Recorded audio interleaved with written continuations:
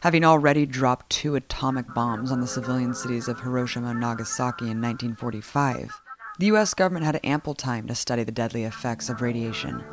Yet over the next 3 decades, the newly dominant U.S. empire decided to sacrifice hundreds of thousands of its own soldiers to test the limits of its most powerful weapon.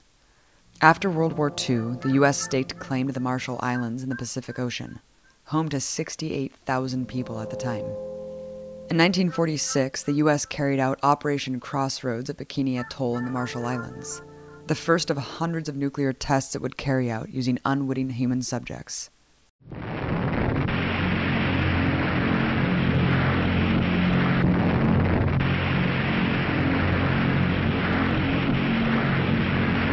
The Baker test blast was the detonation of a 21-kiloton nuclear bomb 90 feet underwater, causing enormous damage and widespread radioactive contamination.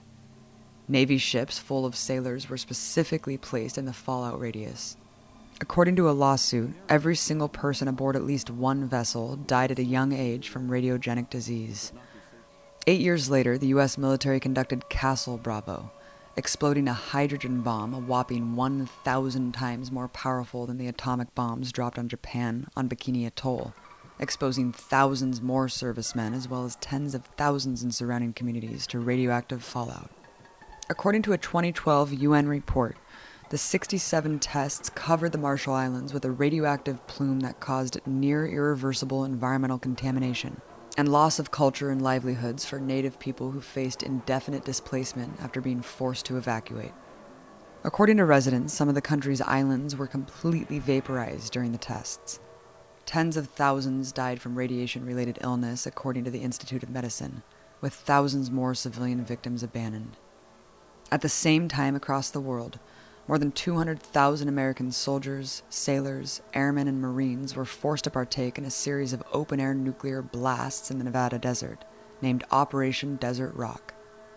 The unwitting soldiers that participated were callously called ground grunts, ordered to sit in ditches dangerously close to the explosions with no protective gear.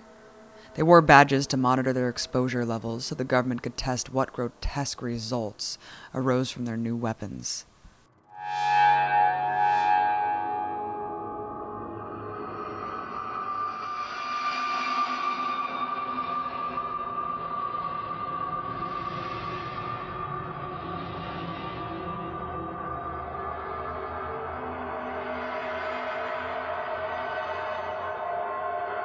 In 1957, the U.S. government carried out the most controversial and deadly of all the Desert Rock tests, Operation Plumbbob, a concentrated series of 29 nuclear blasts involving 16,000 soldiers.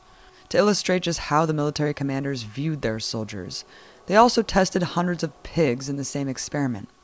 One would think if the results of such a potentially deadly test were so uncertain, they'd test it on the pigs before young soldiers. During this nuclear dystopia, radioactive fallout poisoned not only soldiers but countless civilians in communities from Utah to Arizona. All the while, the U.S. Atomic Energy Commission assured the population, there is no danger. It wasn't until 1980 that a congressional subcommittee on oversight and investigations concluded all evidence suggesting that radiation was having harmful effects, be it on the sheep or the people, was not only disregarded, but actually suppressed. Joel Healy was a soldier in the Army when he witnessed Plumbbob. He realizes now that his own government did this to him on purpose, saying, because I'm thinking, they spent a lot of money training me to be a soldier. They wouldn't intentionally put me in harm's way. And this is 1957. We dropped those bombs in Japan in 1945. So they've known for 12 years. Troops going into battle know that there's a very inherent risk that they may not be coming out. Right. Unless it's in a black bag. In this instance, they never said a word. And they knew it. Just a disgrace. I don't really like to talk about it. A lot of good men died. For decades, the government denied a relationship between veterans' cancer and radiation exposure.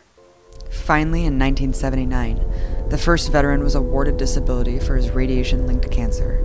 setting the precedent for thousands of atomic veterans to receive benefits. It wasn't until 1990, though, that veterans started to be compensated, after decades of stalling while veterans either gave up or died. Those who can prove they were test subjects are still denied care. According to the American Legion, thousands of atomic veterans have been rejected because they have the wrong type of cancer. Blocked from suing the government, families and victims resorted to suing the corporations who played a role, but Congress moved quickly to protect their cohorts, passing a law in 1984 immunizing their business partners from any liability, giving veterans no other avenue for retribution.